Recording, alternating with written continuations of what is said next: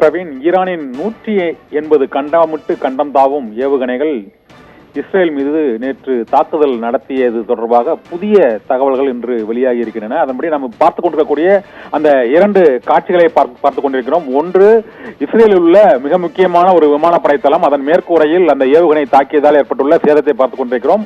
மற்றொரு காட்சியை பார்க்கிறோம். அப்போது ஏவுகணைகள் அந்த அயன் டோம் என்று அழைக்கக்கூடிய ஏவுகணை தடுப்பு கவசம் மூலமாக தடுத்து நிறுத்தப்பட்டிருந்த போதிலும் இஸ்ரேலின் வலிமை வாய்ந்த அந்த உளவு அமைப்பான மொசாத் தலைமையகத்தின் அருகே ஒரு ஏவுகணை விழுந்து அங்கு ஒரு சிறிய பள்ளம் ஏற்பட்டிருக்கக்கூடிய அந்த காட்சியையும் தான் பார்த்துக் கொண்டிருக்கிறோம். நேற்று வரை இஸ்ரேலின் ராணுவ அயன்டோம் தடுப்பு கவசங்கள் ஈரானின் 180 ஏவுகணைகளையும் தடுத்து நிறுத்திவிட்டதாகவும் அதனால் எந்த சேதமும் இஸ்ரேலுக்கு இல்லை என்றும் தகவல் வெளியாகி இருந்தது.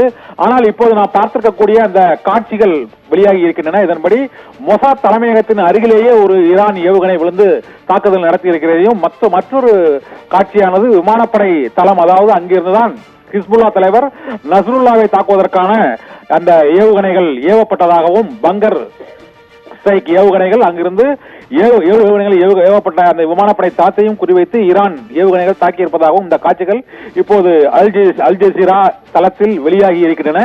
இது போன்று ஈரானில் இருந்து ஏவப்பட்ட அந்த 180 ஏவுகணைகளுமே வெற்றிகரமாக தாக்குதலை நடத்தி இருக்கின்றன என்று இப்போது ஈரான் தரப்பில் தெரிவிக்கப்பட்டிருக்கிறது. நேற்று அங்கு அயன்டோம் தடுப்பு கவசம் மூலமாக ஏவுகணைகள் அனைத்தும் வானிலேயே தடுத்து நிறுத்தப்பட்டு முறியடிக்கப்பட்டதாக இஸ்ரேல் ராணுவ தளபதி அதிகாரப்பூர்வமாக அறிவித்திருந்தார். இந்த சூழ்நிலையில் இந்த புதிய புகைப்படங்கள் தற்போது வெளியாகி இருக்கிறது.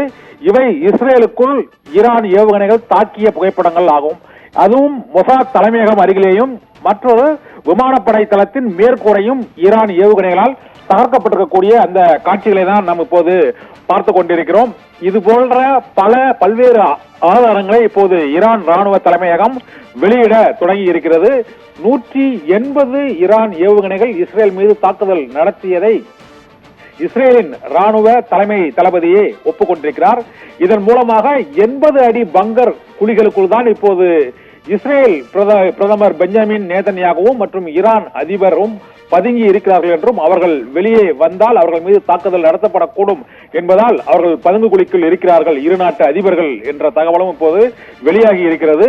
ஈரான் தாக்குதலுக்கு பதிலடியாக உடனடியாக சரியான நேரத்தில் சரியான தாக்குதல் நடத்தப்படும் என்று இஸ்ரேல் பிரதமர் நேதன்யாகவும் அறிவிப்பு வெளியிட்டிருக்கிறார். இதனால் சர்வதேச அளவில் போர் பதற்றம் மத்திய கிழக்கு நாடுகளிடையே இப்போது ஏற்பட்டிருக்கிறது. பிரவீன்,